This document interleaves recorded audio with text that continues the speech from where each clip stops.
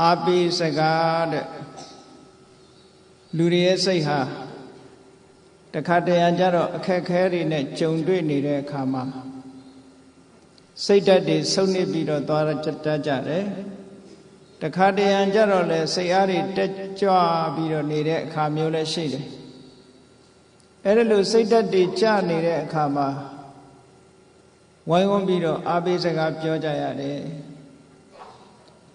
လူတွေကထင်ကြတယ်အာပိစကားပြောတတ်တယ်လို့ထင်ကြတယ်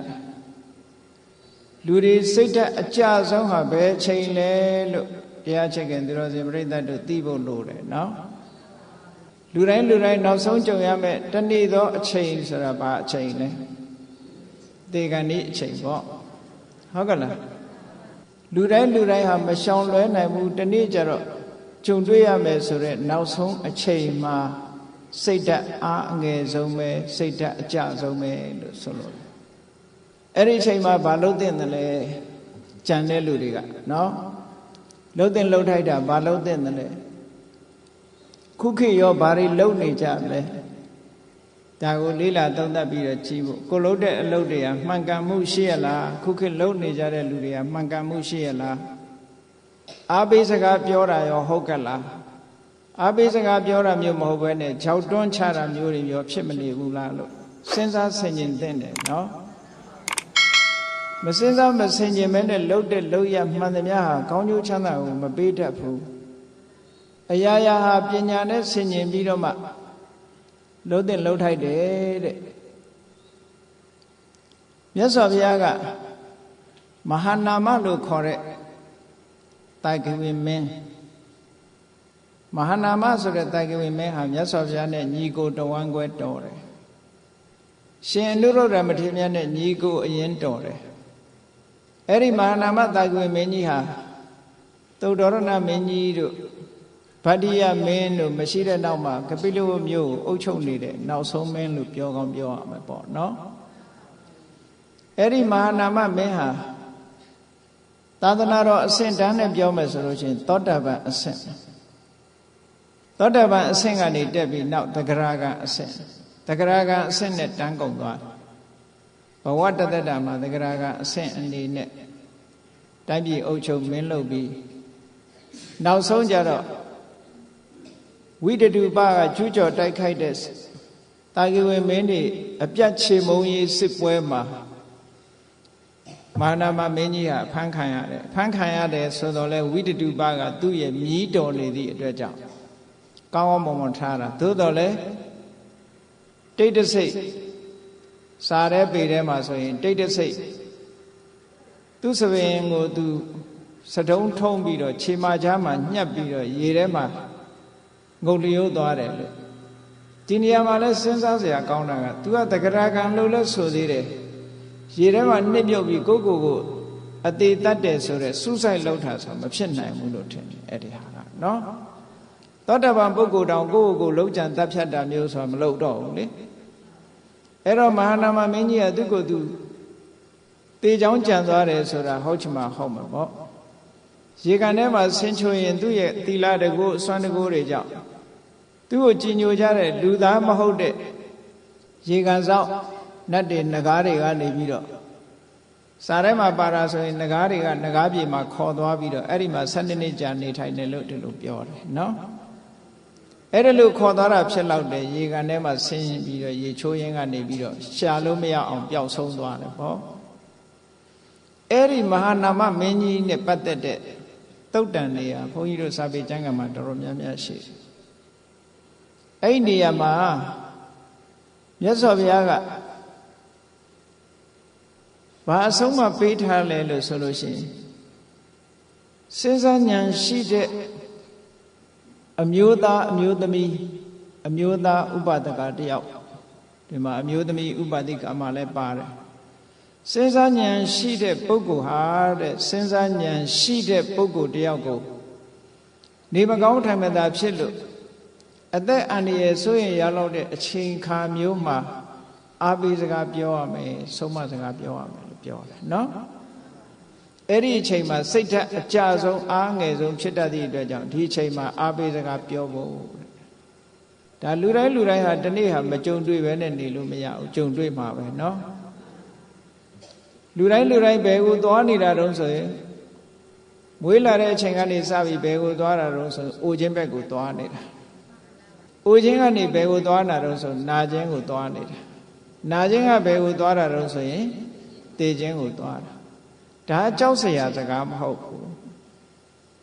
တချို့ကပြောရင်သေစကားပြောရင်မင်္ဂလာမရှိဘူးလို့နမိတ်မရှိဘူးလို့ထင်တယ်မသေးမှကြားအနာပဲเนาะလွတ်ရင်တော့လည်းပြောကောင်းတာပေါ့ဘယ်သူမှလွတ်တာမှမဟုတ်ပဲနဲ့ဟုတ်တယ်မဟုတ်လားကိုယ်ပဲသွားနေတာတော့ဆိုတာသိဖို့မလိုဘူးလားအေးမသိတာကတော့အဲ့ဒါပညာမဲ့လွန်အားကြီးတာပေါ့ကိုယ်ပဲသွားနေတယ်ဆိုတာသိရမှာပေါ့လူတွေကပြောကြတယ်ဘဲမှမသွားဘူးအိမ်မှာနေတာသို့တော့အိမ်နေရင်အသက်ကကြီးမသွားဘူးလားကြီးသွားနေတော့ဘယ်သွားနေတယ်လို့ထင်တော့အိုရက်စီသွားနေတယ်အိုရက်စီကနေပြီးတော့နာရက်စီမရောက်ဘူးလားအေးနာရက်စီကနေဘယ်ရောက်သွားတော့နောက်ဆရာတော်ကြီးတို့ကတရားကမ္မထာနှလုံးသွင်းလိုက်လဲသွင်းခိုင်းတယ်လို့ပဲခံနိုင်ရင်ခံမခံနိုင်ရင်သေဆိုတာဟုတ်ကဲ့လားအိုခြင်းဆင်းရဲနာခြင်းဆင်းရဲကိုခံနိုင်တဲ့အခြေအနေရှိတဲ့ချိန်မှာခံနေပြီးတော့မခံနိုင်တဲ့အချိန်ကျသေသွားတာပေါ့အဲ့သေခြင်းဆင်းရဲနဲ့လူဘဝတစ်ခုကအဆုံးသတ်ကြမြတ်စွာဘုရားလည်းဒီလိုပဲဆုံးသတ်တယ်ရှင်သာရိပုတ္တရာရှင်မောဂလန်တို့လည်းဒီလိုပဲဆုံးသတ်တယ်သို့တော့အဆုံးသတ်ကလေးကောင်းအောင်လုပ်ပြီးလို့ရပါတယ်လူတွေဟာအဆုံးသတ်ကောင်းဖို့အတွက်အသေးကောင်းဖို့အတွက်အနေကောင်းဖို့ဆိုတာလည်းလိုအပ်တယ်လို့ဒီလိုပြောကြတယ်နော်သို့တယ်လူရဲ့စိတ်ဓာတ်ဆိုတာကနောက်ဆုံးအချိန်ရောက်လို့ရှင်အားငယ်တတ်တယ်တဲ့အဲ့ဒါလို့အားငယ်လာလို့ရှင်အားပေးစကားပြောရမယ်ဆုံးမစကားပြောရမယ်အခုတချို့တိုးတက်တဲ့နိုင်ငံကြီးတွေမှာဆေးရုံတွေမှာဘာတွေထားတော့လို့ဆိုလို့ရှင်ဘာသာရေးဆိုင်ရာအားပေးစကားပြောမဲ့ပုံကိုယ်တွေကိုခန့်ထားလိမ့်ရှိအခုအင်္ဂလန်တို့မှာဆိုရင်အဲ့ဒီယာဓုခန့်ထားတာရှိဆေးရုံကြီးတွေမှာဗုဒ္ဓဘာသာဝင်တွေအတွက်ဘုန်းကြီးတစ်ပါးခန့်ထားတယ်ခရစ်ယာန်ဘာသာဝင်တွေအတွက်ခရစ်ယာန်တရားဟောဆရာဝန်အစ္စလမ်ဘာသာဝင်တွေအတွက်အစ္စလမ်ဟောပြောမဲ့ပုဂ္ဂိုလ်ဒီလိုဆိုင်ရာဘာသာစကားအရာဘာသာတရားအရာအားပေးစကားပြောဖို့ခန့်ထားတာချက်ပလင်လို့ခေါ်ပြီးတော့ခန့်ထားတာတွေရှိ။ဘာဖြစ်လို့တော့ဆိုရင်လူတိုင်းသေကံဤရောက်တဲ့အခါကျတော့စိတ်ဓာတ်တွေကြပြီးတော့မသွားရအောင်တက်တာနဲ့ကိုယ်ဘာသာတရားကိုအာယုံပြုပြီးသိနိုင်အောင်လို့ပေါ့နော်။အဲ့ဒါလို့လှုပ်တာကိုလည်းပဲလက်ခံတဲ့လူလက်မခံတဲ့လူရှိလက်မခံတဲ့လူကဘယ်လိုတုံးဆိုလို့ရှိရင်ကိုလိန်တဲ့လူနဲ့ပတ်ဝန်းကျင်ကိုလိန်တဲ့လူတွေကသူများကိုလိန်တာတဲ့ကိုလိန်တာလည်းပို့ဆိုးတယ်ဟုတ်ကဲ့လားဗမာပြည်မှာတော်တော်များများနေမကောင်းပြီဆိုလို့ရှိရင်နေမကောင်းတဲ့ပုဂ္ဂိုလ်ကိုအတိပေးတာနည်းတယ်ဘာယောဂလဲဥပမာပဲဆရာဝန်ကယောဂတက်လိုက်အဲ့တက်လိုက်လို့ရှိရင်ဒီယောဂကိုလူနာယောဂတဲ့မသိအောင်လို့ဖုံးထားကြတယ်လိန်ထားကြတယ်ပေါ့လိန်နာကောင်းလားမကောင်းဘူးလားစေရနာကတော့ तू ကအော်သိရင်စိတ်ဆင်းရဲလိမ့်မယ်ဆိုတဲ့စေရနာပါနော်လိန်နာဆိုတာဒီပြင်ကိစ္စတွေလည်းလိန်ကြတာပဲလေသားသမီးတွေကအမေမသိစေနဲ့အဖေမသိစေနဲ့များမလာဘူးလားအဲ့ဒါမျိုးတွေအေးအမြဲတမ်းအသက်ကြီးလာပြီဆိုရင်အလိန်ခံနေရပြီလို့သာအောက်မေ့နော်ကိုလည်လာပြီလို့မအောင်မေ့နဲ့လူငယ်တွေရဲ့အလိန်ကိုအမြဲခံနေရတယ်လို့ပဲအောက်မေ့ပြီတော့ဘာပဲဖြစ်ဖြစ်တဦးတယောက်ကတဦးတယောက်ကိုလိန်နာကိုလိန်တယ်လို့ယူဆကြပြီမယ်ကိုလိန်နာအဖို့ဆိုဟုတ်ကဲ့လားကိုမလိန်မိဖို့အမတန်မှအရေးကြီးတယ်အမှန်တိုင်းသိရမယ်ဒါဒီကိစ္စမျိုးဆိုတာစဉ်းစားထားဆရာဝန်စီသွား medical check up လုပ်ယောဂရှိတယ်လို့ယောဂအမယ်တက်လိုက်မှတချို့သိကြောက်တယ်မသိချင်ဘူးဆိုတာကိုလိန်ထားတာပဲဟုတ်တယ်မဟုတ်လားသိတာမသိတာနဲ့ယောဂဖြစ်တာမဖြစ်တာနဲ့ဆိုင်ရလားမဆိုင်ပါဘူး မသိတော့မကြောက်ရဘူးပေါ့လေမျက်ကန်းတစ်စေမကြောက်တဲ့အကြောင်းမျိုးပဲသိတဲ့အခါကျတော့ယောဂဆိုတာကုစားရင် chance တွေမရနိုင်ဘူးလားကျမ်းမာလာဖို့အတွက်ကိုယ်မှာဒီယောဂရှိတယ်လို့သိလာလို့ရှိရင်ထိုယောဂအတွက်စေဝတ္တဆာနဲ့ကုမမယ်တရားဓမ္မတွေကြိုးစားအထောက်မယ်ဒီလိုရောမဖြစ်နိုင်ဘူးလားတကယ်ကအဲ့ဒါလိုဖြစ်ရမှာနော်စကိုင်းဘက်မှာဆိုဆရာဝန်ကြီးတယောက်ဖြစ်တာကအသက်ကင်ဆာသို့တော့အိမ်သူအိမ်သားတွေကလိန်ထားတယ်အသက်60လို့ပဲဒီလိုပဲပြောတယ်အသက်60ဆိုရင်အတော်နဲ့မသေးသေးဘူးပေါ့အသက်ကင်ဆာဆိုရင်မျောလင်းချက်မရှိဘူးပေါ့ဒီလိုအသိပေါ့နော်အဲ့ဒါလိုလိန်ထားပြီးတော့နေရင်ကနေပြီးတော့ယောဂအချိန်တွေကပို့ဆုံးလာနောက်ဆုံးအချိန်ရောက်လာတဲ့အခါကျတော့မှသူကလည်းသူကိုယ်တိုင်ကလည်းဆရာဝန်ဆိုတော့သိတာပေါ့သိတော့အဲ့ဒီကြမှာပြောတော့ဆိုကျုပ်ပြမသေးခြင်းသေးဘူးဘာမှလည်းမလုပ်ရသေးဘူးစောစောကသိထားမယ်ဆိုလို့ရှိရင်ဒီယောဂဘလောက်နဲ့အသက်တန်းဟာဘလောက်ပဲကြံတော့တယ်ဆိုရင်သိထားရင်ပြင်ဆင်မှုမလုပ်နိုင်ဘူးလားလုံနိုင်တဲ့အခွင့်အရေးတွေဆုံးရှုံးသွားတယ်လုံနိုင်တဲ့အခွင့်အရေးတွေဆုံးရှုံးသွားတယ်အဲ့တော့ medical check up လုပ်လို့ diagnose ထဲမှာယောဂရှိတယ်လို့ဆိုရင်လည်းဝမ်းမနေနဲ့ယောဂမရှိဘူးဆိုလို့လည်းမပြောနဲ့ယောဂမရှိဘူးဆိုလဲတနေ့သိမှာပဲယောဂရှိတယ်ဆိုတဲ့လူလည်းသိမှာပဲတခါတလေယောဂမရှိဘူးဆိုတဲ့လူကတော့အရင်သိချင်းသိတတ်တယ်မဟုတ်ဘူးလားအဲ့တော့ဘာပဲဖြစ်ဖြစ်လူဘဝရလာရင်နောက်ဆုံးဟာသိချင်းနဲ့အဆုံးသတ်ရတယ်ဆိုတာသိထားသည်အတွက်ကြောင့်မသိခင်ကိုဘာတွေလုပ်နေသင့်တယ်လဲမစင်စားသင့်ဘူးလားစဉ်းစားသင့်တယ်ဒီတိုင်းမနေသင့်ဘူးလူဆိုတာတနေ့သေးမှာကြီးလဲသေးတာပဲငယ်လဲသေးတာပဲမြတ်စွာဘုရားဟောထားတယ်လေဒေဟရာစမဟန္တာစယေဘာလာယေစပန္တိတာသဗ္ဗေမစ္စုဝတံယန္တိတဲ့ဒေဟရာစငယ်ငယ်လဲသေးတာပဲတဲ့မဟန္တာစအသက်ကြီးမှလည်းသေးတာပဲတဲ့ယေဘာလာယေစပန္တိတာမသိနားမလဲတဲ့လူလည်းသေးတာပဲတဲ့ပညာတတ်တဲ့လူလည်းသေးတာပဲတဲ့မသေးတဲ့လူရှိလားမရှိဘူးဆိုတာသိထားပြီးတဲ့နောက်မှာကိုဘာလုပ်တဲ့လဲကြောက်နေဖို့မဟုတ်ဘူးเนาะရင်ဆိုင်ရဲဖို့ခြင်းတရားဟာကြောက်ဖို့မဟုတ်ဘူးရင်ဆိုင်ရဲဖို့ပဲမှန်မှန်ကန်ကန်နဲ့ရင်ဆိုင်ရဲရမယ်ဒီလိုဆိုလိုတာဘုန်းကြီးတို့ဂျာမနီသွားတော့ကအပြန်မှာလေမြန်ပေါ်မှာ Reader's Digest magazine တစ်စောင်တွေ့တာလေမြန်ပေါ်မှာခဏဖတ်တော့ဘသူရဲ့အကြောင်းရေးထားတော့ဆို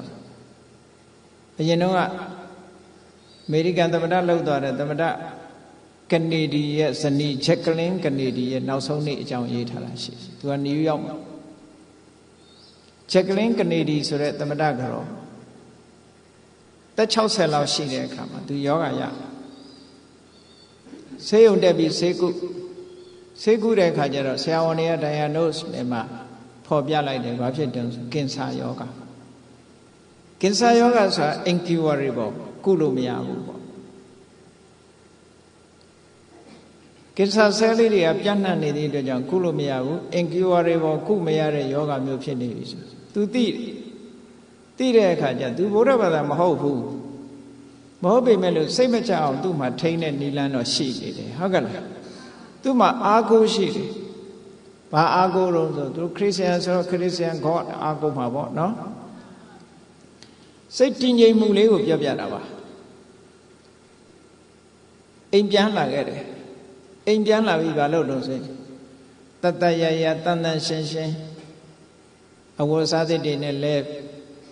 ဗမာလို့ဆိုဖီးလိမ့်ပေါ့နော်အဲ့ရခင်းနေကြာနာနာပြင်ဆင်သူ့အိမ်တန်တန်ရှင်းရှင်းအကုန်လုပ်သူ့ပစ္စည်းတွေခွဲပေးတဲ့လူတွေပေးလှုပ်တဲ့နာတွေလှုပ်ဌာနလှုပ်တဲ့နာတွေလှုပ်အဲ့လိုလှုပ်ပြီးသူကစိတ်ချမ်းသာကိုယ်ချမ်းသာနဲ့အိမ်ပြန်ပြီးတော့အေးအေးဆေးဆေးအနားယူတဲ့သဘောမျိုးသူတည်သွားရင်ဘာလုပ်ရမလဲဆိုတဲ့ဆန္ဒတွေဖော်ပြပြီးဒီလိုနေတာတပတ်လောက်နေတော့သူအဲ့ရပေါ်မှာပဲဆုံးသွားတယ်ကဲသူ့အနေထားလေးကဘလောက်ကောင်းဟုတ်ကဲ့လားရဲဝံ့ရင်ဆိုင်သွားတယ်လို့ပြောတာအဲ့ဒီနေရာလေးမှာစဉ်းစားဖို့အရေးကြီးတာကဘာတော့ဆိုလို့ရှိရင် သူအားကိုးတဲ့ဂေါ့ဆိုတာတကယ်အားကိုးရရောက်ရလားဒါပဲဒီတစ်ချက်ပဲစဉ်းစားကြရရှိတခါတလေကျတော့ကိုကတော့အားကိုးတယ်လေလူတွေကြည့်လေသားကိုအားကိုးရမလားလို့ဆိုပြီးတော့ဂရုစိုက်တာအသက်ကြီးတော့သားကိုထော်လော်ကန့်လန့်လုပ်တဲ့သားဖြစ်မဖြစ်ဘူးလားမရှိဘူးလားအေးသမီးကိုအားကိုးရမယ်ထင်ပြီးတော့သမီးလေးဂရုစိုက်ပြီးတော့မွေးထားတယ်အသက်ကြီးတဲ့ခါကျကိုယ့်ရန်သူဖြစ်နေတာရောမရှိဘူးလားရှိတယ်တကယ်အားကိုးရမယ်လို့ထင်ပေမဲ့လို့အားကိုးရဖြစ်ချင်မှဖြစ်တယ်ပေါ့အဲ့လိုတော့ရှိနိုင်တယ်ပေါ့အဲ့တော့တခြားဘာသာဝင်တွေအနေနဲ့သူတို့စာပေကျမ်းဂန်သူတို့ဘာသာတရားအရာဒါကိုအားကိုးရမယ်လို့သူတို့ထင်ကောင်းထင်လိုက်သို့တော့စိတ်ကောင်းနှလုံးကောင်းထားမယ်ကိုချင်းတရားကောင်းမယ်ဆိုရင်ဘယ်ဘာသာဝင်ပဲဖြစ်ဖြစ်ကောင်းရသူကတိရောက်ဖို့ရတော့မခဲရင်ကံကံရဲ့အကျိုးကိုလက်ခံယုံကြည်ပြီးကောင်းတာလုပ်ရင်ကောင်းတာဖြစ်တယ်ဆိုတဲ့အများကိုကူညီခြင်းနဲ့စိတ်အများရဲ့အကျိုးကိုလိုလားတဲ့မေတ္တာစိတ်ရှိရင်ဘယ်ပုဂ္ဂိုလ်မျိုးပဲရှိဘယ်ဘာသာဝင်ပဲရှိဘာသာနဲ့မဆိုင်ဘူးအဲ့ဒါကြောင့်စိတ်ကောင်းနှလုံးကောင်းရှိတဲ့ပုဂ္ဂိုလ်ထိုစိတ်ကောင်းနှလုံးကောင်းကကောင်းတဲ့ဘဝကိုပို့ပေးပါခေါ်ကတင်တာတော့မဟုတ်ဘူးပေါ့ဟုတ်ကဲ့လားဘုရားဘာသာကလည်းစိတ်ကောင်းနှလုံးကောင်းရှိမယ်ဆိုရင်ထိုစိတ်ကောင်းနှလုံးကောင်းလေးကတင်ပါဖះကတင်တာမဟုတ်ဘူးသို့တော့ဖះကဒီလိုထားမယ်လို့သင်ကြားပေးထားတယ်ဆုံးမဩဝါဒပေးထားတယ်ပေါ့အေးကောင်းပြီအဲ့ဒီသမထကတော်ကြီးဟာအေးချမ်းချမ်းနဲ့ကြောက်လန့်လန့်မဖြစ်ဘဲနဲ့တေခြင်းတရားကိုရင်ဆိုင်သွားတယ်ဆိုတဲ့အဓိပ္ပာယ်မျိုးအဲ့ဒီမှာရေးသားထားတာဖတ်ရတော့ဩဒါလည်းအတူယူစရာပဲလို့နော်ဗမာပြည်မှာဟိုးအထက်ကမော်လိုက်မှာဒကမာကြီးတယောက်သူကတရားအမတန်အားထုတ်တယ်သူလည်းဒီလိုယောဂဖြစ်တယ်ယောဂဖြစ်တော့သူယောဂကိုသူကရှုမှတ်ပြီးတော့ယောဂဓာတ်ကိုကြိတ်မိတ်ပြီးတော့ခံတကူလုံးကြီးလည်းဖောရောင်ပြီးတော့အရေးတွေတောင်ထွက်ပြီးပေါက်ကွဲနေတယ်လို့ပြောတယ်အဲ့ဒါကိုပဲသူတရားရှုမှတ်နေတယ်ဆရာဝန်တွေခေါ်ဆေးကုသူ့ကိုပြောတယ်သူကသူအေးဆေးဆေးနေပါရစေမကုပါနဲ့ဒီလိုတရားရှုမှတ်ရင်းနဲ့သိခြင်းတရားကိုရင်ဆိုင်သွားတယ်ဆိုတာအဲ့ဒီဒကမာကြီးကိုကုပေးတယ်ဆရာဝန်တယောက်ကပြောဘူးတယ်စိတ်တည်ငြိမ်နဲ့မငြီးမညူပဲနဲ့ယောဂါကိုခံပြီးတော့နောက်ဆုံးနေ့ကိုကြုံသွားတယ်ပေါ့နော်အဲ့တော့လူတွေဟာအနေတက်ဖို့လိုသလိုပဲအသေးတက်ဖို့လည်းလိုသေးတယ်တဲ့ဒါကြောင့်မို့မြတ်စွာဘုရားကဒီသုတ်တံမှာဘာဟောထားတော့ဆိုအေးနေမကောင်းထိုင်မသာဖြစ်ပြီးတော့ယောဂဝေဒနာဖြစ်နေတဲ့ပုဂ္ဂိုလ်တယောက်ကိုတဲ့ပညာရှိတဲ့ပုဂ္ဂိုလ်တယောက်ကိုပညာရှိတဲ့မိတ်ဆွေတယောက်ကအားပေးစကားပြောတဲ့နဲ့လို့တကယ်ခေါ်ထားတာအကျိုးရှိလို့ပြောတာအားပေးစကားပြောရမှာတချို့ကြတော့ဘုန်းကြီးပင့်ပြီးတော့ပရိရွတ်ထားတော့မှငါ့ကိုသေမှထင်လို့ပရိရွတ်ထားလားလို့ဆိုပြီးတော့လူကမကြိုက်ဘူးဟုတ်ကဲ့လားအဲ့ဒါကိုလိန်နေတာမဟုတ်ဘူးလားအေးအဲ့ဒါလိုလိန်တာမျိုးကသူများလိန်တာမကောင်းတယ်လို့ကိုလိန်ရင်လည်းမကောင်းဘူးနော်အမျိုးစုံလုံးလေးရှိကြတယ်မြတ်စွာဘုရားကအားပေးစကားပြောရမယ်တဲ့ဗမာပြည်မှာတော့တချို့ကအားပေးစကားမပြောဘဲနဲ့ဘာပြောတော့ဆိုသင်ငယ်စောနဲ့မျောနေတဲ့လူဗန်စာအုပ်ဘယ်နှထားခဲ့တော့မေးတဲ့လူကမေးလက်ကောက်တို့စိတ်နှကတ်တို့ဘယ်နှထားတော့တည်တဲ့လူဖြောင်းမှမလားအဲ့လိုမေးဘုန်းကြီးတွေလည်းပြန်တော်မူကန်ဤဆိုရင်အဲ့ဒီကျောင်းကိုဘသူအခက်မှတော့ကလာသေးတာဟုတ်ကဲ့လားအဲ့ဒါအားပေးစကားဖြစ်ပါမလားမဖြစ်ဘူးတွန်းလွတ်တာနဲ့ဒူးနေတယ်ဟုတ်ကဲ့လားအဲ့ဒါမျိုးမဖြစ်သင့်ဘူးတဲ့တကယ်ကအားပေးစကားပဲပြောရမယ်ဟောမြတ်စွာဘုရားကအားပေးစကားပြောဖို့ဒီသုတ်တံလေးမှာသင်ပေးထားတာကဲဒီသုတ်တံလေးမှာမြတ်စွာဘုရားကအားပေးစကားသင်ပြောရမယ်ဆိုတော့ဘယ်လိုပြောရမလဲဒီနေရာမှာတတိထားဖို့ရက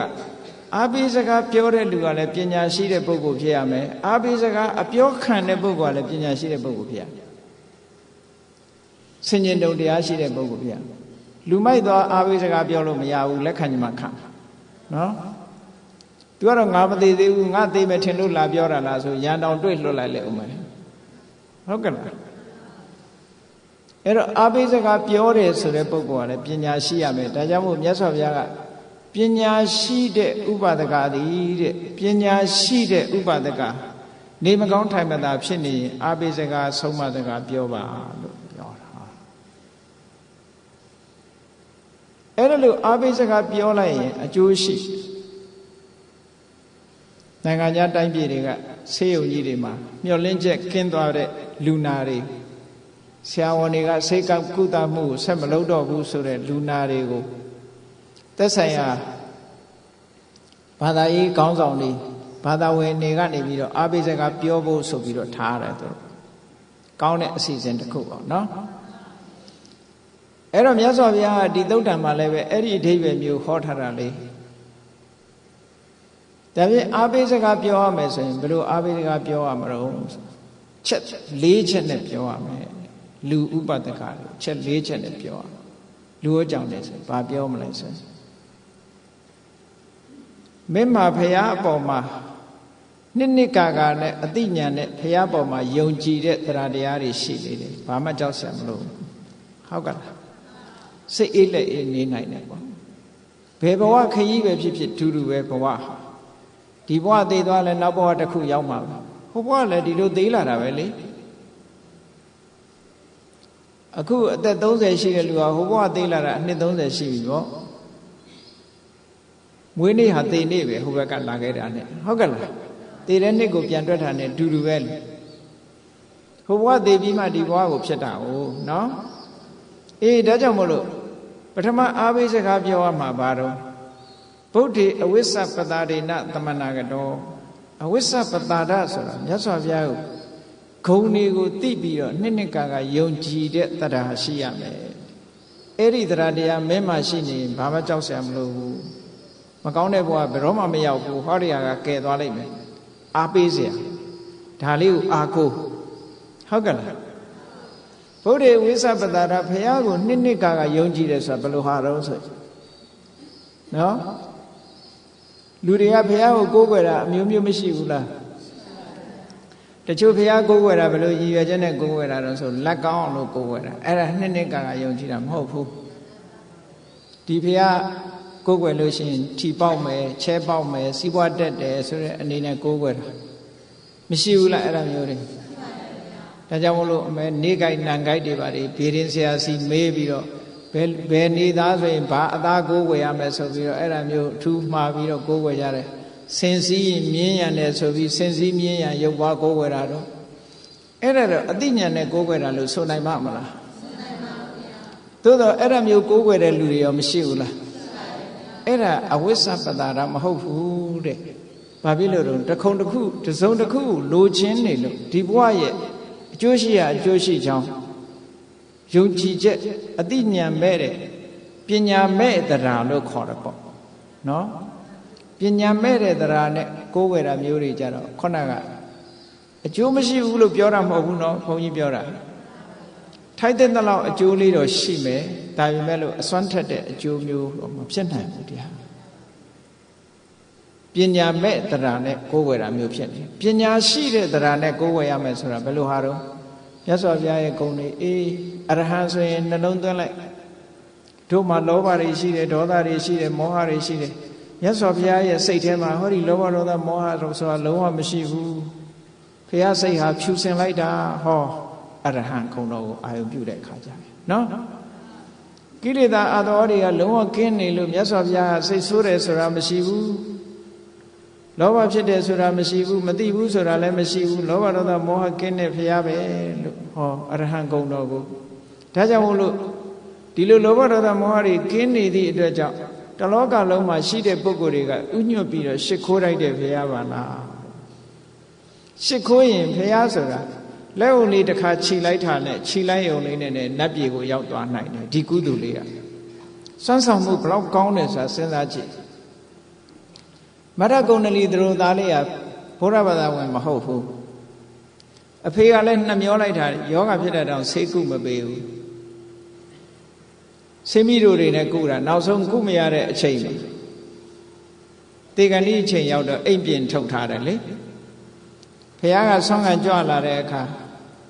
ထတောင်ရှင်းမခိုးနိုင်တော့ဘူး စိတ်ထဲကကြည်နူးပြီးတော့ဩဒီလိုဖရာမျိုးငါမလှူလိုက်ရဘူးမတန်းလိုက်ရဘူးရှစ်မခိုးလိုက်ရဘူးခုရှစ်ခိုးစိတ်ထဲကနေကြည်နူးပြီးတော့နေတယ်အဲ့ဒီအချိန်လေးမှာတည်သွားတာနဲ့နတ်ပြည်မှာနတ်သားသွားဖြစ်တယ်ဒီကုသိုလ်လေးကကဲလိုက်တာသူ့ကိုကြည့်ဘလောက်စွမ်းဆောင်ချက်ကောင်းတယ်လဲဆိုတာစဉ်းစားကြည့်စိတ်ထဲမှာတင်ဖြစ်တာနော်လက်ဥတော်မချီနိုင်ဘူးတဲ့စိတ်ထဲကနေဘုရားကိုအာယုံပြုပြီးစိတ်ထဲကကြည်နူးလိုက်ရုံလေးနဲ့တင်ပဲကြည့်နတ်ပြည်ရောက်လာလူမပြောနဲ့ကဲကရာရေကန်ကြီးနားမှာရှိတဲ့ရေကန်တဲကဖားလေးတစ်ကောင်မြတ်စွာဘုရားတရားဟောတာတစ်ပင်အောင်ရေကန်ထဲကခုန်တက်လာပြီးမြတ်တော်ထဲမှာဝတ်ရင်ကနေဘုရားတရားဟောတဲ့အတန်ကြားတာနဲ့နားထောင်ကောင်းတဲ့အတန်လေးပဲတိရစ္ဆာန်ဆိုတာအန္တရာယ်ရှိတဲ့အတန်လားအန္တရာယ်မရှိတဲ့အတန်လားဒီလောက်တော့သိတယ်သို့တော့တရားရဲ့အဓိပ္ပာယ် तू သိတာတော့မဟုတ်ဘူးဟုတ်ကဲ့လားမြတ်စွာဘုရားရဲ့ကရုဏာတွေလွှမ်းခြုံထားတဲ့မေတ္တာတွေလွှမ်းခြုံထားတဲ့အတန်လေးကိုသူ့စိတ်ထဲမှာနားထောင်ရင်စိတ်ကြည်နူးနေတဲ့အချိန်လေးမှာကံမကောင်းအကြောင်းမလားတော့အနာနာရောက်လာတဲ့နွားကြောင့်သားကတပြားတဲ့ခေါင်းကိုထောက်ပြီးဖိလိုက်လို့သူခမရတေးသွားတာ။အော်အဲ့ဒီကြည်နူးတဲ့စိတ်ကလေးဘုရားကိုအာရုံပြုပြီးတော့ကြည်နူးတဲ့စိတ်ကလေးနဲ့တည်းပဲဟောနတ်ပြည်ရောက်သွား။ကဲဘလောက်ဆောင်းဆောင်မှုကောင်းလဲ။ဒါကြောင့်ဗုဒ္ဓေအဝိဇ္ဇပတာရမြတ်စွာဘုရားကိုအသိဉာဏ်နဲ့များကြည်ညိုလိုက်မယ်ဆိုလို့ရှိရင်ဒီတဲ့အစာပေါင်းများစွာအကျိုးရှိတယ်။အားကိုးစရာမကောင်းဘူးလား။ပိုက်ဆံတွေဘလောက်ချမ်းသာထိုပိုက်ဆံကနတ်ပြည်မပို့နိုင်ဘူးနော်ပစ္စည်းဥစ္စာကနတ်ပြည်မပို့နိုင်ဘူးပစ္စည်းဥစ္စာကိုအကြောင်းပြုပြီးဒါနကောင်းမှုလုံးမှသီလဆောက်တည်မှနတ်ရသုဂတိဆိုတာရောက်တာဟုတ်ကဲ့လားလောကမှာပစ္စည်းဥစ္စာဆိုတာပစ္စည်းရှိလာပြီးတော့ပစ္စည်းကိုအကြောင်းပြုပြီးလူတိုင်းချမ်းသာဒုက္ခရတယ်လို့မအောင်မိနဲ့ဒီဘဝမှာလည်းပဲဆင်းရဲကြပြီနောက်ဘဝမှာလည်းဒုက္ခရောက်တယ်ဒါကြောင့်မို့မြတ်စွာဘုရားကဟနန္တိဘောဂဒုံမေတာနောစပါရခဝေတိနောအတိညာမရှိတဲ့ပုဂ္ဂိုလ်ကိုပစ္စည်းဥစ္စာတွေကဖျက်ဆီးတတ်တယ်တဲ့ပစ္စည်းဥစ္စာကြောင့်ထိုပုဂ္ဂိုလ်ကပျက်စီးရတယ်ပေါ့ပစ္စည်းဥစ္စာကြောင့်ဒုက္ခရောက်တယ်ပစ္စည်းဥစ္စာကြောင့်သေရတယ်ဟောအမျိုးစုံရှိတယ်လူတွေမှာနော်ပစ္စည်းဥစ္စာကဒုက္ခပေးဖို့သို့တော့ပညာမဲ့တဲ့ပုဂ္ဂိုလ်တွေကိုဖျက်ဆီးနိုင်ပေမဲ့လို့ဒီဘဝမှာဒီလိုဖျက်ဆီးတယ်ဖျက်ဆီးနိုင်ပေမဲ့လို့ပစ္စည်းဥစ္စာကိုအသုံးချပြီးတော့နိဗ္ဗာန်တစ်ဖက်ကန်းကိုတက်လှမ်းလို့တဲ့သူတော်စင်တွေကိုတော့ပစ္စည်းကအနှောင့်အယှက်မဖြစ်ဘူးပစ္စည်းကိုအကြောင်းပြုပြီးတော့သူတို့ကကောင်းမှုတွေပြုကြတယ်ဟုတ်ကဲ့လားအဲ့ဒါလို့မဟုတ်လို့ရှိရင်ဒီဘဝမှာလည်းပစ္စည်းကြောင့်အန္တရာယ်ဖြစ်ရတယ်ထိုပစ္စည်းကိုတတ်မဲ့ပြီးတော့သေရသည့်အတွက်ကြောင့်နောက်ဘဝမှာလည်းပြိတ္တာဖြစ်တယ်ငရဲရမယ်ဟောဒါမျိုးတွေဖြစ်ကုန်တယ်အဲ့တော့ပစ္စည်းဥစ္စာအားကိုးစရာဟုတ်ကဲ့လားမဟုတ်ဘူးအဲ့တော့တကယ်အားကိုးစရာဆိုတာဘာတော့ကိုစမ်းစစ်ကြည့်အဝိဇ္ဇပတာရဖရာနဲ့ပတ်သက်ပြီးဂုံကိုထိထိခိုက်ခိုက်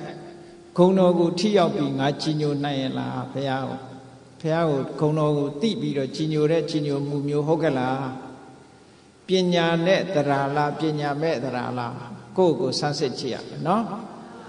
အဝိဇ္ဇပတာရဆိုတာအသိဉာဏ်ရှိနဲ့ဖရာကိုယ်ပဲအဲ့တော့ဖះဆိုတာရုပ်စင်းတုကဖះကိုစားအနေနဲ့ရှိတာဘယ်လိုရုပ်စင်းတုမျိုးကိုးကွယ်မကိုးကွယ်ကောင်းမှုဆိုတာလည်းမရှိဘူးဖះအမှတ်နဲ့ရှ िख ိုးဥချပြီးတော့ထိုဖះမှာအရဟံစတဲ့ဂုဏ်တွေရှိနေတယ်အည်အချင်းတွေရှိကိုယ်မှမရှိနိုင်တဲ့အည်အချင်းတွေသမ္မာသမ္ဗုဒ္ဓတရားဓမ္မတွေကိုမှန်မှန်ကန်ကန်ကိုယ်ပိုင်ဉာဏ်ဖြင့်သိတယ်ဆိုတဲ့အည်အချင်းရှိတယ်ဝိဇ္ဇာစရဏသမ္မနာအတိပညာအတိဝိဇ္ဇာအကျင့်တရားတွေနဲ့လည်းပြည့်စုံတယ်သူကတနိဗ္ဗာန်ထီအောင်ပေါက်ရောက်ပြီးသားလည်းဖြစ်တယ်ကောင်းမြတ်တဲ့တရားစကားကိုဟောပြောနိုင်တယ်လောကဝိတုလောကအကြောင်းကြီးကောင်းကောင်းသိတယ်စသဖြင့်ကိုကြည်ညိုရာဗုဒ္ဓရဲ့ဂုံအရေးချင်းတွေကိုသိပြီးတဲ့အခါမှာမြတ်စွာဘုရားပေါ်မှာယုံကြည်တဲ့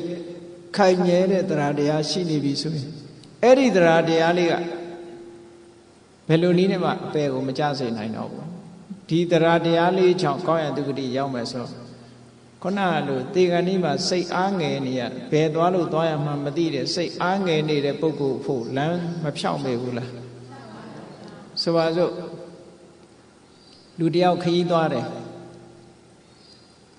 ခရီးသွားတဲ့အခါမှာကိုသွားမဲ့ခရီးကိုလည်းသိတယ်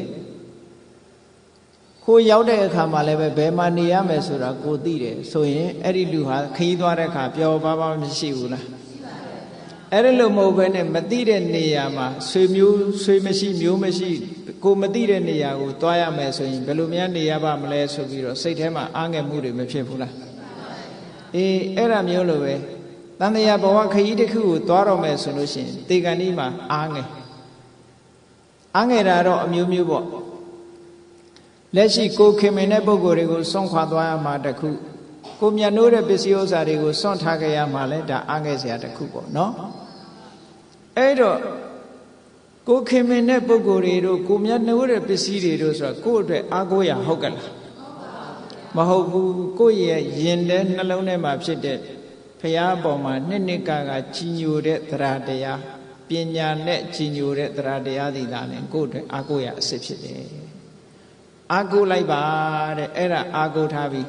ဘာမှမပူနဲ့မင်းမဟောဖရာကိုကြီးညိုတဲ့သရစိတ်တွေပညာနဲ့သိတဲ့သရစိတ်တွေရှိနေတယ်အဲ့ဒါကြောင့်မို့လို့စိတ်အေးလက်အေးနေဘာမှမပူနဲ့သေသွားဒီတဲ့ကောင်းတဲ့ဘဝရောက်မယ်ဒီလိုအားမပေးတတ်ဘူးလားဟောတကယ်အားကိုးတဲ့အတိုင်းရောမဖြစ်ဘူးလားလို့ဆိုဖြစ်တယ်တကယ်အားကိုးတဲ့အတိုင်းဖြစ်တယ်ဟုတ်ကဲ့လားအဲ့တော့ဒီဘဝဒီခန္ဓာကိုယ်ကြီးကအသက်အရွယ်ကြီးလာလို့ကောင်းတော့တာမှမဟုတ်တာလောကလူတွေကြည့်တယ်အသက်ကြီးလာလို့ရှိရင်မကောင်းတဲ့စရင်တွေကများလာတယ်သိလားကိုယ့်အကိုတွက်ကြည့်ပြောကြတယ်လေဖိုးကြီးဖွားကြီးတွေမျက်စိကမကောင်းဘူးတဲ့မျက်စိမှုံနေနားလည်းမကောင်းဘူးတဲ့ဟောမကောင်းတာမျက်စိတစ်ခုတည်းတည်းမဟုတ်မျက်စိလည်းမကောင်းဘူးတဲ့နားလည်းမကောင်းဘူးတဲ့ဒူးလည်းမကောင်းဘူးတဲ့ဟောမကောင်းတာတွေများမလားဘူးလားဒီတဲ့ပိုရောက်များလာလို့ရှင်ဘာဖြစ်လို့နှလုံးကမကောင်းဘူးတဲ့ကြောက်ကမကောင်းဘူးနဲ့အသေးကမကောင်းဘူးနဲ့ဆိုမကောင်းတာတွေကောင်းတာတစ်ခုမှကိုမရှိတော့ဘူးဟုတ်ကဲ့လားအကောင်းတွေကုန်သွားလို့ရှင်ဘာဖြစ်လဲတေရတော့တာပေါ့ပြီးတော့မတဲ့တဲ့ဆင်းရဲတွေလည်းများလာတယ်အသက်ကြီးလာလို့ရှင်ဟုတ်ကဲ့လားအစဆုံးဝက်သားမတဲ့ဘူးတဲ့ဘာဖြစ်လို့သွေးတို့ရှိလို့တရားမတဲ့ဘူးတဲ့ဘာဖြစ်လို့စီးကြိုယောဂရှိဟောမတဲ့တာတွေရောများမလားဘူးလားနောက်ကြတော့ဘယ်သူနဲ့မှမတဲ့တော့ဘူးဆိုရင်ကိုယ့်ဘက်ကိုအဲ့ဒါသုတ်တန်ရောက်သွားတော့လားပဲအဲ့တော့တေချာစဉ်းစားကြည့်မကောင်းတာတွေကလည်းများလာတယ်မတဲ့တာတွေကလည်းများလာတယ်ဒါတန်ဝေကဖြစ်เสียမကောင်းဘူးလားငယ်ငယ်တုန်းကတော့မတဲ့တာဆိုမရှိဘူးကုံစားနော်မကောင်းတာဆိုလည်းအကုန်မရှိဘူးကုံကောင်းအဲ့တော့ဒီလိုဖြစ်လာတဲ့အခြေအနေမျိုးကိုယ်တိုင်သိရမှာပေါ့အဲ့တော့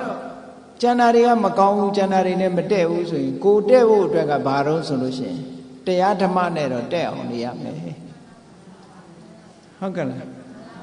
မျက်စိမကောင်းခြင်းနေခါမကောင်းခြင်းနေနားမကောင်းခြင်းစေကြောက်ကမကောင်းစေခြင်းနေ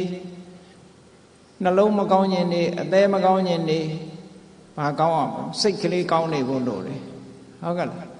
အဲ့ဒီစိတ်ကလေးကောင်းနေအောင်ဖရာပေါ်မှာနှစ်ကယုံကြည်တဲ့တရားတရားလေးကောင်းနေဖို့လိုတယ်တဲ့အဲ့ဒါလေးကောင်းနေလို့ရှိရင်ကျန်တာတွေကပြစ်ထားခဲ့ရမှာပဲကောင်းလည်းပြစ်ရတာပဲမကောင်းလည်းပြစ်ရတာပဲ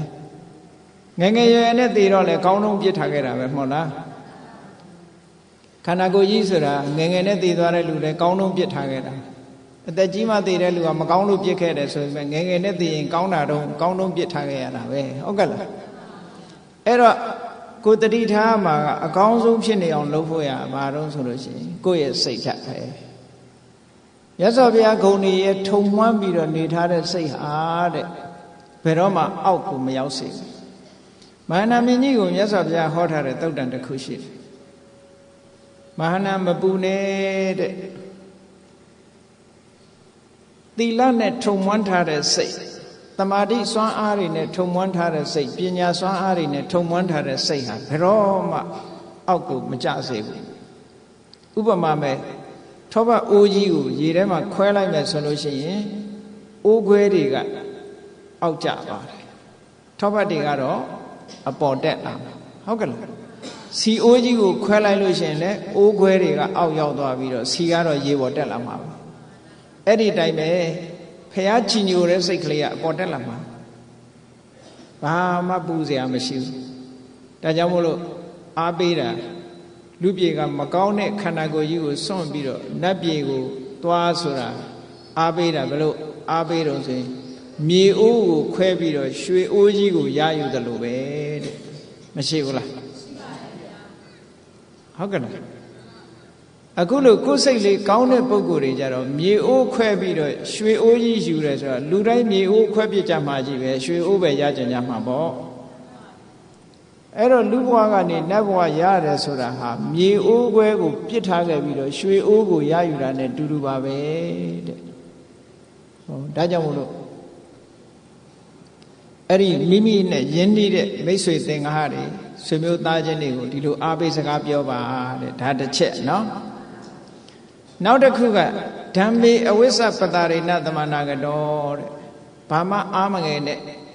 မင်းမဓမ္မအပေါ်မှာယုံကြည်တဲ့အသိဉာဏ်သက်ဝင်တဲ့တရားတရားတွေရှိတယ်ဓမ္မကိုနှစ်ကယုံကြည်တယ်မြတ်စွာဘုရားဟောတဲ့တရားသည်ဘယ်တော့မှလွဲမှားတာမရှိဘူးတဲ့ဒါဓမ္မရဲ့ခုံတစ်ခုပဲဟုတ်ကဲ့သွားခါတော့မြတ်စွာဘုရားအကျိုးနဲ့အကြောင်းနဲ့စီလျော်ဟောထားသည့်အတွက်ကြောင့်လွဲချော်တစ်ခုမှမရှိဘူးတန်ဒိဋ္ဌိကိုကိုယ်တိုင်ကျင့်ကိုယ်တိုင်သိနိုင်တဲ့တရားဖြစ်တယ်အကာလိကိုအခုကျင့်အခုရတဲ့တရားမျိုးဖြစ်တယ်အေဟိပတိကိုကိုယ့်ရဲ့မိတ်ဆွေသင်္ဃာတွေလာပြီးတော့လှုပ်ကြည်စမ်းပါလို့ဖိတ်ခေါ်လိုက်တဲ့တရားမျိုးဖြစ်တယ်ဩပနေကအခုပဲစိတ်ထဲမှာနှလုံးသွင်းအခုပဲစိတ်ချမ်းသာသွားစေနိုင်တယ်ဩပိဿတံဝေရိတဘောဝိညုဟိသူတော်ကောင်းတွေဟာကိုအတိအတိကိုကျင့်ကိုခံစားရတယ်တဲ့ဟောဘုရားရဲ့တရားတော်တွေရဲ့ခုံကြီးတွေကိုဒီလိုနှစ်ကသိပြီးတော့ယုံကြည်တဲ့တရားတရားဟာစိတ်ဓာတ်ကလေးကိုဖြူစင်စေတယ်အဲ့ဒီဖြူစင်တဲ့စိတ်ဓာတ်ကလေးကခန္ဓာကိုယ်ကြီးကဘယ်နေရာကမကောင်းကောင်းသူကကောင်းတဲ့ပုံကိုဆောင်သွားမှာပဲဟုတ်ကဲ့လားအဲ့ဒါကြောင့်မို့လို့အားငယ်စရာဘာရှိဘာမှမရှိဘူးကြည့်လေတချို့ဆိုလို့ရှိရင်ဥပမာခရီးသွားတယ်ကိုမှဆွေတွေမျိုးတွေအရင်ချာတွေရှိတယ်ဒီအိမ်ကိုပိတ်ထားခဲ့ပြီးတော့ဟိုအိမ်ကိုသွားတယ်ဥပမာလဲကိုယ်ဆွေမျိုးတွေကကိုယ်ကြိုးနေတာလို့သိလို့ရှိရင်အားငယ်မှုဖြစ်ရလားမဖြစ်ဘူးထို့တူပဲကုသိုလ်ကောင်းမှုလုပ်တယ်ဆိုတဲ့ပုဂ္ဂိုလ်ကအားငယ်စရာဘာတစ်ခုမှမရှိဘူးမြတ်စွာဘုရားအဲ့ဒါကြောင့်မလို့ပုံညာလိပဋိကနန္တိကုသိုလ်တွေကကျိုးနေကြမှာတဲ့ဘယ်ဘုံသွားကိုလှုပ်ထားတဲ့ကုသိုလ်တွေကိုရင်တဲ့နှလုံးထဲမှာစိတ်ဓာတ်ထဲမှာဖြူစင်ပြီးတော့နေတဲ့ကုသိုလ်တွေကကိုယ်ကျိုးနေကြမှာအဲ့ဒါလို့အားပေးစကားပြောရမယ်တဲ့စိတ်ငကကြီးပဲထားလာလို့သွားတော့မမေးနဲ့နော်အဲ့ဒါမျိုးတွေကိုအခုခေတ်တော့မေးနေကြတာပဲလေဒါမျိုးပဲဟုတ်ကဲ့လားဘုန်းကြီးတွေပြန်တော်မူတောင်အေးဆေးဆေးမပြန်တော်မူအောင်အကြောင်းဘသူအခက်မှာတော့ကလာသေးတာအဲ့တော့ဘယ်လိုလုပ်ကောင်းရသူကတိရောက်နိုင်မှာမလို့စိတ်တွေကိုညှဉ်းနှွမ်းသွားအောင်နှုတ်ချောက်လိုက်တယ်လို့မဖြစ်ပေဘူးလားအားပေးစကားပြောရမှာကအိုးကိုအားကိုးစရာတွေအများကြီးရှိတယ်ဘာမှမပူနဲ့ဟုတ်လားကိုယ်စိတ်ထဲမှာအားကိုးတွေရှိတယ်ဓမ္မဟာတကယ်အားကိုးရအစစ်ဖြစ်တယ်ထို့တူပဲအရိယသံဃာတွေကိုကြည့်လိုက်သုပ္ပတိပန္နဘုရားဟောတဲ့အတိုင်းမှန်မှန်ကန်ကန်ကျင့်နေကြတယ်ဥစုပတိပန္နဖြောင်းဖြောင်းမတ်မတ်ကျင့်ကြတယ်ညာယပတိပန္နလမ်းစဉ်မှန်မှန်ကျင့်တယ်သာမိစိပတိပန္နနော်ဘယ်တော့မှလွယ်လွယ်မမမကြည့်ပဲနဲ့မှန်မှန်ကန်ကန်ကျင့်တယ်ဆိုရဟောအကျင့်မှန်ကန်မှုတွေအကျင့်မှန်ကန်မှုတွေကိုကျင့်ထားသည့်အတွက်ကြောင့်အာဟုနေယအဝေးကယူလာတဲ့ပစ္စည်းတွေလှူဒန်းပြီးတော့ပူဇော်လိုက်တယ်ပါဟုနေယဧည့်သည်တွေအတွက် special ထားတဲ့ပစ္စည်းဥစ္စာတွေနဲ့ပူဇော်တိုက်တယ်ဟောဒက္ခိနေယအဇလိကရဏိယလက်အုပ်ချီတိုက်တယ်အနုတ္တရံဘုံညခိတံလောကသလောကရဲ့ကုသိုလ်ကောင်းမှုလှုပ်ရှားလဲမြေတာလို့ဖြစ်တယ်တဲ့ကုသိုလ်ပင်ပြိုးခြင်းရင်တန်ခါမှာပဲပြိုးရတယ်ဒီလိုပြောတာနော်အဲ့ဒါလို့အာကိုးเสียတန်ခါပေါ်မှာနှစ်ကဒီလိုယုံကြည်တဲ့တရားတရားဖြစ်ခုနှစ်စဉ်နှစ်တိုင်းဒီမှာဝိနည်းဆပြမွဲကြီးကျင်းပနေတယ်ဩဝိနည်းပြန်ဆိုးနေကြတဲ့တန်ခါတွေလူမယ်တန်းမယ်လက်အုပ်လေးတစ်ချိန်ခြိလိုက်မယ်ဖြော်ရည်လေးတစ်ခွက်တိုက်မယ်ရေလေးတစ်ခွက်တိုက်မယ်ဟောမရဘူးလားကုသိုလ်တွေအများကြီးရနော်အဲ့ဒီတန်ခါကိုချီညိုတဲ့တန်ခေအဝိဇ္ဇပတာဒဆိုတဲ့ပညာနဲ့တရားတရားတွေဟာပညာရှိနဲ့ယုံကြည်တဲ့တရားတရားတွေဟာကိုယ်ရင်တဲ့နှလုံးထဲမှာရှိနေလို့ဘာမှမပူနဲ့လို့အားပေးစကားပြောပါမရှိသေးရင်ရှိအောင်လုပ်ပေးရမယ်ဟုတ်ကဲ့ ပိုက်ဆံလို့အကြာကြီးစုဆောင်းပြီးလုံနေရတာမဟုတ်ဘူးကုသိုလ်စိတ်ဆိုတာအခုဖြစ်အခုရတာမရဘူးလားအခုနှလုံးသွင်းရင်အခုစိတ်ထဲမှာဖြစ်တာပဲလေကြည်မထကုဏ္ဏလီတို့ဆိုဘုရားမြင်မြင်ချင်းမှာကြီးညိုတဲ့တရားလေးဖြစ်လိုက်တာနဲ့ပဲအဲ့ဒါလေးကနတ်ပြည်ပို့လိုက်တာဖားတော်ဝါလေးကလည်းကြည်မြတ်စွာဘုရားအတန်လေးကြားလိုက်တာနဲ့ကြည်နူးတဲ့စိတ်ကလေးကနတ်ပြည်ကိုပို့လိုက်တာဟုတ်ကဲ့လားအဲ့ဒါလို့အာကိုးစရာတွေတကယ်လဲအာကိုးလိုက်တဲ့အရာတွေကိုယ်တဏ္ဍမှာရှိနေတယ်ဆိုတာအာပိစကားပြောပါတဲ့နောက်တစ်ခုအာပိစကားပြောရမှာပါတော့စိတ်ဘာမှမပူနဲ့စိတ်ထဲမှာအာတင်ထားမင်းမှာခုချင်းတရားတွေရှိတယ်ငါးပါးသီလမင်းဘယ်တော့မှမဖောက်ပြဘူးလုံခြုံတယ်ဟိုတုန်းကမလုံခြုံတော့အခုစောက်တည်လိုက်လုံခြုံသွားပြီဟုတ်ကဲ့လား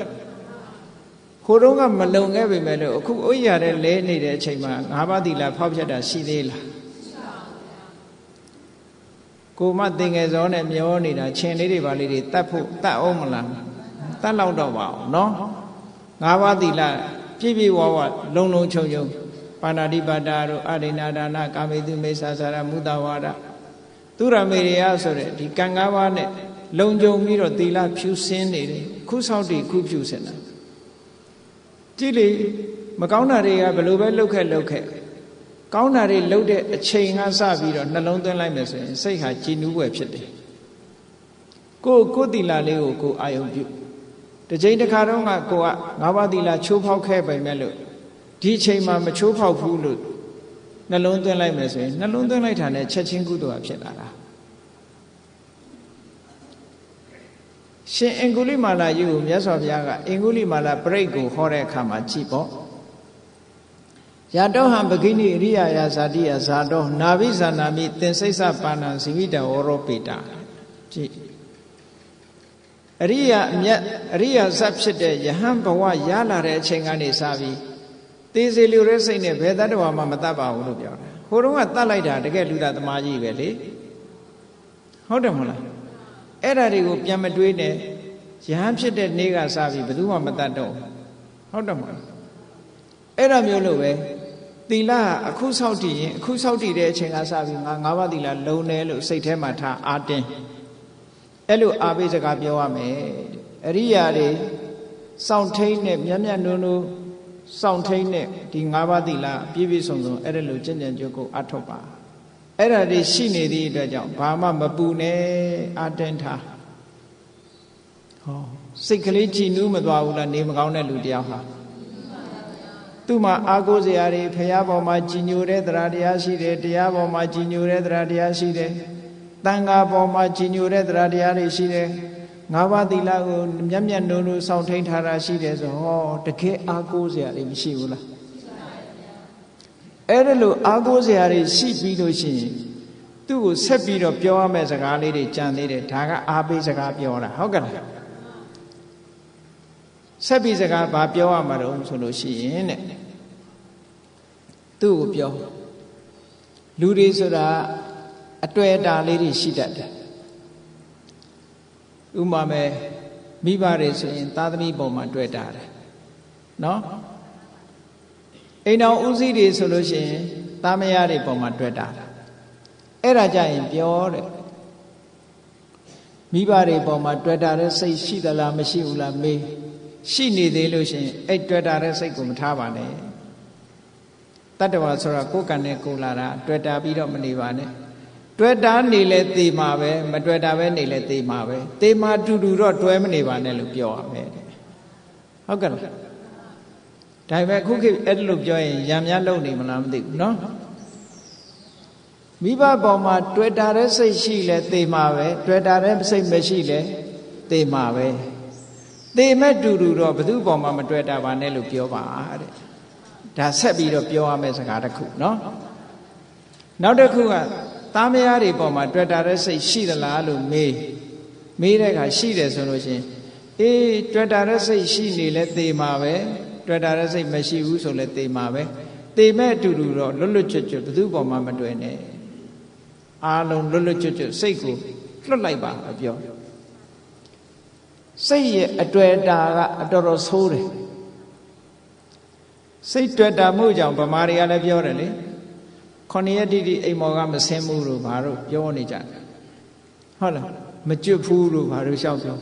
အတွေ့အတာရှိရင်တော့ဖြစ်တတ်တယ်လူတိုင်းမဆင်းတာတော့မဟုတ်ပါဘူး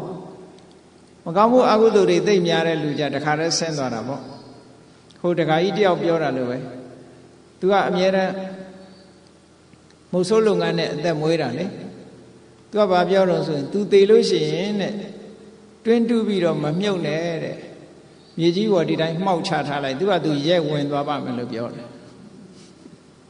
ဆိုလိုတာက तू ကအကုသိုလ်တွေလုပ်နေတာ तू သေရင်တော့အောက်ပဲသွားမှာပဲလို့ပြောတဲ့သဘောပဲဟုတ်ကဲ့မိုက်တဲ့လူကလည်းအဲ့ဒါလောက်ထိအောင်မိုက်သွားတာနော်ပြင်ဖို့မစင်စားဘူးမြေကြီးတဲ့ရဲဝင်သွားမယ်တဲ့အဲ့တော့တွေ့တာမှုတွေကိုတစ်ခုပြီးတစ်ခုဖြည့်ရှင်းပြီးတော့သွားရမယ်မိဘပေါ်တွေ့တာသလားမိဘပေါ်တွေ့တာကိုဖြုတ်ရမယ်သားမယားပေါ်တွေ့တာရင်လည်းတွေ့တာမှုမရှိအောင်ဖြုတ်ရမယ်ပစ္စည်းဥစ္စာတွေပေါ်တွေ့တာလား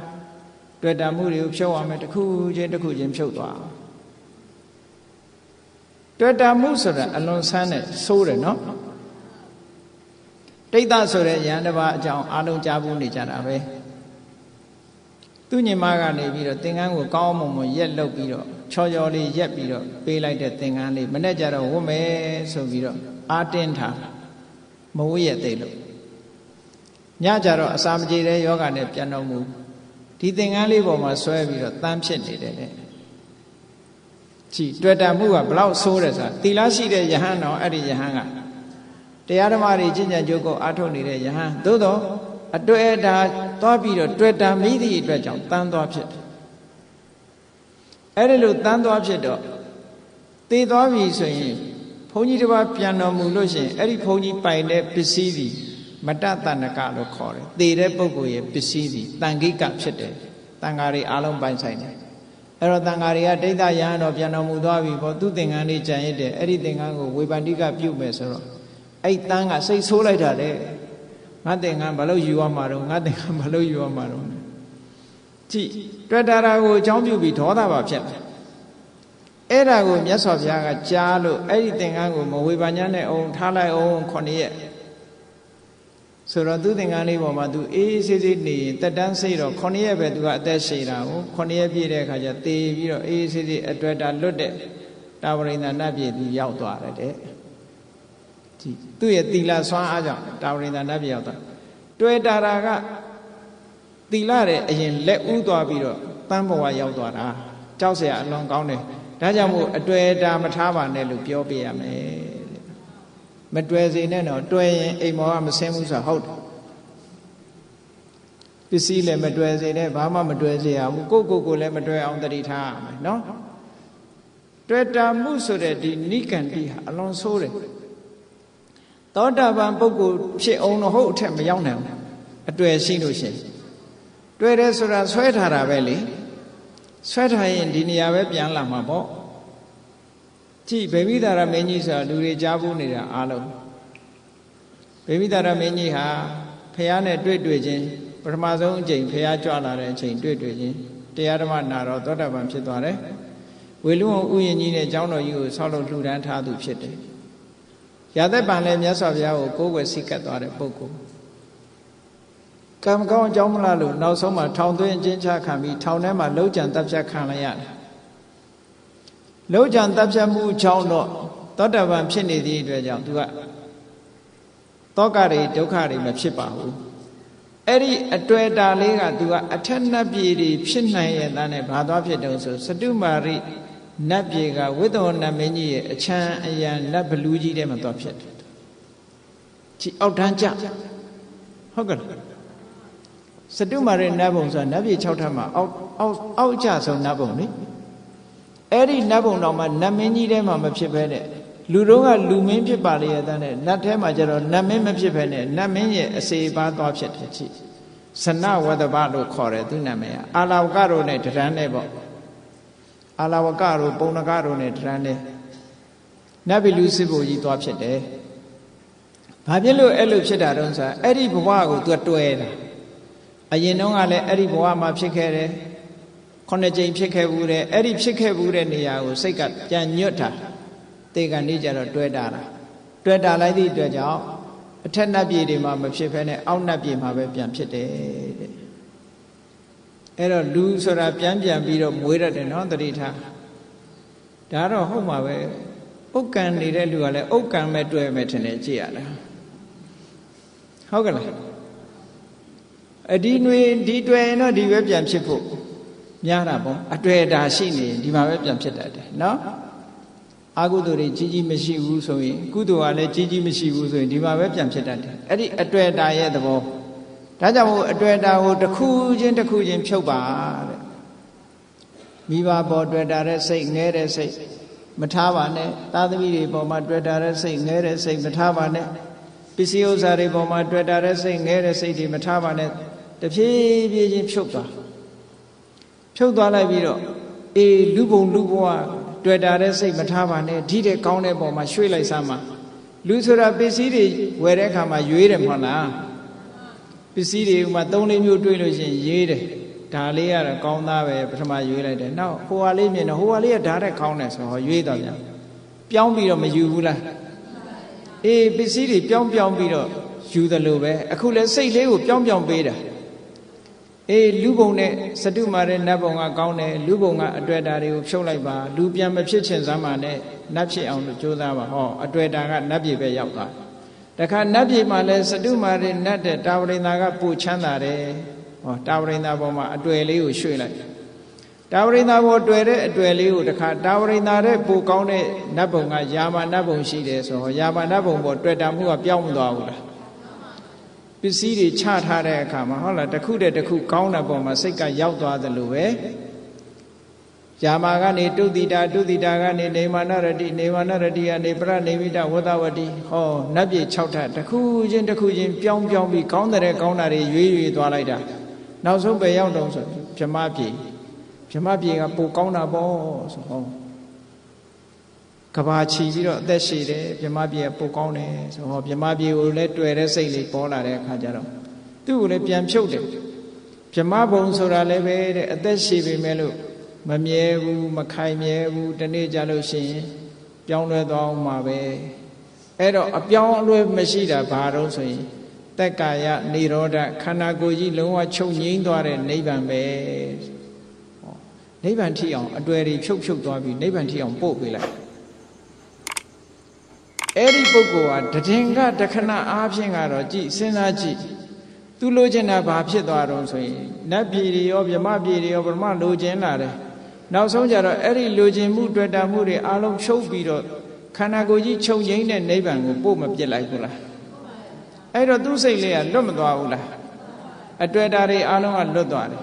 အဲ့ဒီလွတ်သွားတဲ့အတွေ့အတာဟာတဲ့ယဟန္တာပုဂ္ဂိုလ်ရဲ့စိတ်ဓာတ်မျိုးလိုဖြစ်သွားပါတယ်လို့မြတ်စွာဘုရားဟုတ်ကဲ့လားအတွေ့အတာတွေတဖြည်းဖြည်းဖြုတ်သွားလိုက်တာဟာနောက်ဆုံးနိဗ္ဗာန်ထိအောင်ရည်မှန်းချက်ထိအောင်ရောက်သွားပြီးတော့ရောက်ရှိသွားတယ်အဲ့ဒီတွေ့တာမှုတွေဟာယဟန္တာပုဂ္ဂိုလ်ရဲ့ကိလေသာအာသဝတွေကလွတ်သွားတဲ့အခြေအနေမျိုးနဲ့အခုဟာနဲ့အခြေအနေမျိုးနဲ့သွားမတူဘူးလားတဲ့တူတယ်နော်7ပါးသီလစောင့်တည်တဲ့အခါတောင်မြတ်စွာဘုရားကဒီလိုဟောတာရှိတယ်ယဟန္တာပုဂ္ဂိုလ်များသည်သူ့အသက်ကိုတတ်ခြင်းမှရာသက်ပံရှောင်တော်မူကြသည်ငါလည်းပဲဒီကနေ့သူများအသက်ကိုတတ်ခြင်းမှရှောင်ခြင်းဆိုတဲ့ဗန္ဓာတိပါဒဝေရမဏိသိက္ခာပုဂ္ဂိုလ်စောင့်တည်ထားတယ်ဒီကနေ့ငါလည်းယဟန္တာလို့ကျင့်ရပြီလို့ကိုယ်စိတ်ထဲမှာနှလုံးသွင်းလို့ဥပောဒထသုတ်မှာဒီလိုဟောထားတာရှိတယ်အလွန်ကောင်းတဲ့စနစ်တည်းဟုတ်ကဲ့လားအဲ့ဒါလိုပဲအတွေ့အတာတွေကိုတဖြည်းဖြည်းဖြုတ်သွားလိုက်တာနောက်ဆုံးနိဗ္ဗာန်ရောက်သွားအဲ့ဒီနိဗ္ဗာန်ရောက်သည့်ထိအောင်စိတ်ဓာတ်လေးဟာတွေ့တာမှုတွေကလွတ်ကင်းသွားတဲ့အနေအထားမျိုးလေးဟာယဟန္တာပုဂ္ဂိုလ်တွေကိရိတာအာသောတွေကလွတ်သွားတဲ့အခြေအနေမျိုးလေးနဲ့သွားတူပါတယ်ဟောအဲ့ဒါလို့ထိအောင်အားပေးစကားပြောပြီးတော့ပုဂ္ဂိုလ်တွေကိုကူညီအချင်းချင်းမိတ်ဆွေသင်္ကားတွေကိုကူညီပေးပါလို့မြတ်စွာဘုရားကဒီသုတ်တံမှာဟောလို့ရင်ဖြစ်တယ်ဒါကြောင့်မို့တရားချက်ခင်သူတော်စင်ပြိဿအပေါင်းတို့သည်ဘုရားမြတ်စွာဟောကြားတော်မူခဲ့တဲ့အားပေးစကားအမတန်အားငယ်နေတဲ့အချိန်ခါမျိုးမှာအားပေးစကားပြောတာနောက်ဆုံးနေ့အတွက်အားပေးစကားပြောသလိုပဲနေ့စဉ်လည်းပဲအားပေးစကားပြောရမှာပဲဟုတ်ကဲ့လားနေ့စဉ်ညလည်းအိုးနေတာမပူနဲ့နားနေတာလည်းမပူနဲ့တရားမှလည်းမပူနဲ့ကို့မှာငါမှပါရှိတော့ ဖះကိုယုံကြည်တဲ့တရားတရားရှိတယ်တရားကိုယုံကြည်တဲ့တရားတရားရှိတယ်တန်ခါကိုယုံကြည်တဲ့တရားတရားရှိတယ်ငါးပါးသီလငါးလုံးတယ်လို့ကိုယ့်ကိုရောအာမပေးတိုက်ဘူးလားအေးအာပေးစကားကိုယ့်ကိုယ်လည်းပြောသူတစ်ပါးကိုလည်းပြောမိအောင်အတွက်ဓာတွေကိုလည်းတစ်ခုပြီးတစ်ခုဖြုံးနိုင်အောင်ဘယ်ပေါ်မှာငါသိတွဲနေတယ်လဲကိုယ့်ကိုစဉ်းစားဟုတ်လားအဖိုးကြီးတွေအဖွားကြီးတွေဆိုမြီးပေါ်တွဲသလားမေးကြည့်ပေါ့နော်တွဲလို့ရှိရင်မတွဲဖို့ကိုယ့်ကိုပစ္စည်းပေါ်တွဲရင်လည်းမတွဲဖို့မတွဲမိအောင်ကိုယ့်ကိုအတွေ့အတာတွေကိုတစ်ဖြည်းဖြည်းဖြုတ်ပြီးတော့နောက်ဆုံးအတွေ့အတာကင်းရနိဗ္ဗာန်ချမ်းသာထိအောင်ဥတည်ပြီးတော့သွားနိုင်အောင်ကျင့်ကြံကြိုးကိုအထောက်ကြရမှာဖြစ်ပါတယ်ဒါကြောင့်မို့တရားချစ်ခင်သူတော်စင်ပရိသတ်တို့သည်ဘုရားမြတ်စွာဟောကြားတော်မူအပ်တဲ့ဒီမဟာနာမသုတ်ထဲမှာလာတဲ့အာဘိစကားဆိုတဲ့တရားကိုလိုက်နာကျင့်သုံးပြီးအတွေ့အတာတွေလုံးဝလွတ်မြောက်ခါနိဗ္ဗာန်ချမ်းသာကိုကိုယ်စီကိုယ်ငါမျက်မှောက်ပြုနိုင်ကြပါစေကုန်သတည်း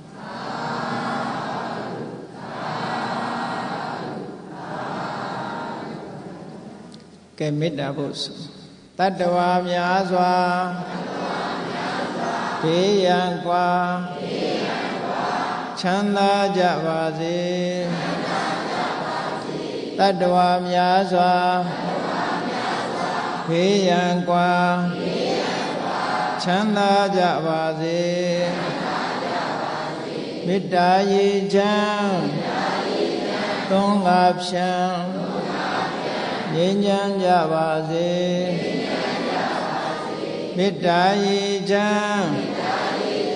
သုံးငါဖြံငြိမ်းချမ်းကြပါစေသက်ရှိချမ်းသာစိတ်ချမ်းသာ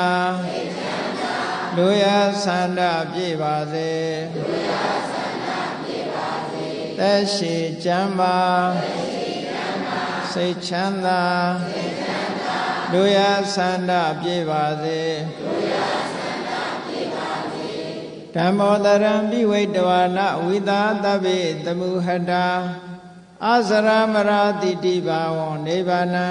ယန္တုတာရောဓမ္မောတရံလောဘဒေါသမောဟစိတ်တောက်ကင်းပြောက်ကြည်အေးတရားဆေးကိုပိဝိတဝါဝန္တာရှင်ပြတောက်ကြရနာကြရကုန်သောကြောင့်ဝိသာတဗ္ဗေပုစာမျက်နှောက်ကိလေသာစိတ်တောက်ဟုသမျှတို့သည်သမုဒ္ဒပိဉ္စဘဲတွင်ရေမတင်တဲ့ကဲ့သို့ကင်းစင်လွင်ပြောင်းပေမရောက်အောင်ပယ်ဖြောင်းအပ်ကုန်သည်ဟွန်တုစစ်စစ်မသွေဖြစ်ကြပါစေကုန်သတည်းအာဇရမရံအိုခြင်းလည်းကွာနာခြင်းလည်းကင်းသေးခြင်းလည်းရှင်းထသောတိတိဘဝကိလေသာဟုဘုခသိင်ကင်းငြိမ်းရာအစေဖြစ်ပေထသောနိဗ္ဗာန်နိဗ္ဗာန်ဟုခေါ်ဤမျိုးတော်သို့သာရဝတရားချစ်ခင်စိတ်ကောင်းဝိညာသူတော်စင်များတို့သည်ယန္တုပါရမီအစဉ်စဉ်မြင့်နေမြင်၍မလင့်ပုံသေး